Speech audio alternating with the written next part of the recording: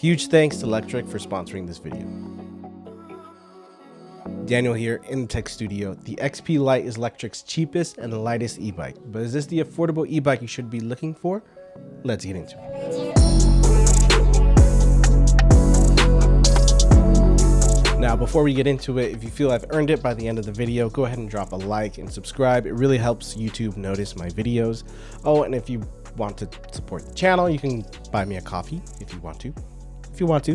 Thanks. So in the XP Lite, we have a 720 watt peak motor, a 48 volt battery that gives us 15 miles of range on pedal assist level 5 or throttle only, and up to 40 miles max on pedal assist level 1. You probably noticed by now, but this is a single speed e-bike.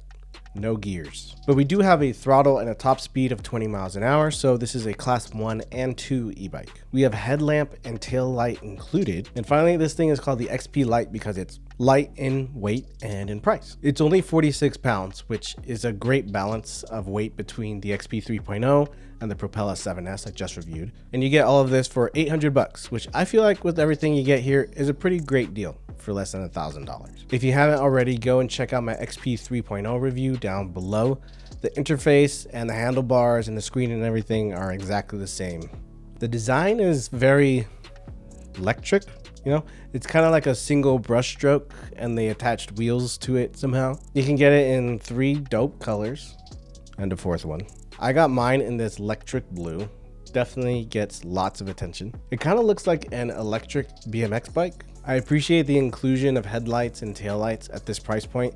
I just reviewed the Propella 7S commuter bike, link in the description to see that review, and that e-bike is 1,200 bucks, and it doesn't come with any lights or a bell or nothing. Now, how is it in motion? It's actually pretty decent. You'll notice this is a rigid body bike, so no suspension at all. And despite that, it's more comfortable than I expected. It soaks up bumps pretty well. Cruising around, it's great.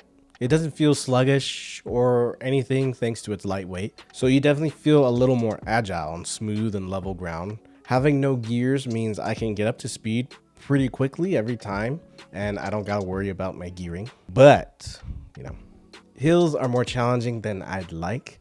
Having no gears means you gotta think ahead and make sure you're at the right speed to get up that hill.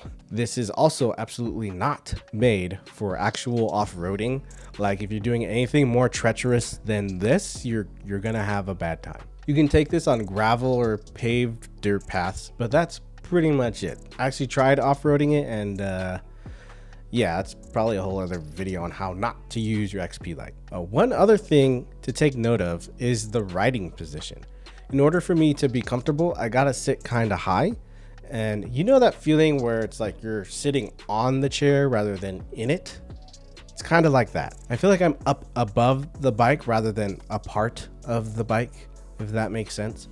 Taking turns with such a high center of gravity can get to be a little perilous. It feels much easier to get the wheels to slip out from under you. Fat tires would have probably been the solution here. This is honestly a commuter bike that can go on dirt roads comfortably if you need to. Now in my Lectric XP 3.0 review, I talked about how folding the bike was difficult and unintuitive. And with the XP Lite, it's still unintuitive. It's the same exact folding mechanism as the 3.0, which is kind of disappointing. But it is definitely easier to fold since it is smaller and almost 20 pounds lighter. And going back and forth between the 3.0 and the Lite, the difference is like night and day. So it's not difficult, it's just a bit unintuitive. I did find a new way to handle removing the battery though. It's almost like you gotta fold it over your lap and you can better access the keyhole and the battery. And honestly, that's quite literally my only complaint. If I had the same fat tires on 3.0 on this XP Lite, that would make this nearly perfect. But that's barely even a nitpick. It's a good bike. So is it worth it? I say yeah.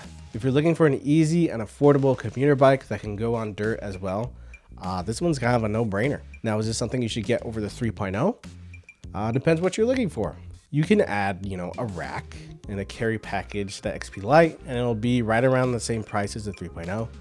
But now you're missing the fat tires, the actual off-road capability, a stronger motor, gears. etc. I think I might do a separate comparison video. Let me know in the comments if that's something you want to see. All the parts and build quality is top notch. It's a comfy ride. It's got good range. Can go on dirt trails. It's basically kind of got it all, only for 800 bucks. Again, this is definitely just a commuter bike, even though it looks like it could do otherwise, and it executes that very well. You can't go wrong with the XP Lite. Highly recommend it. So that's it. Let me know what you guys think of the XP Lite in the comments below. I'll see you guys in the next one. Peace.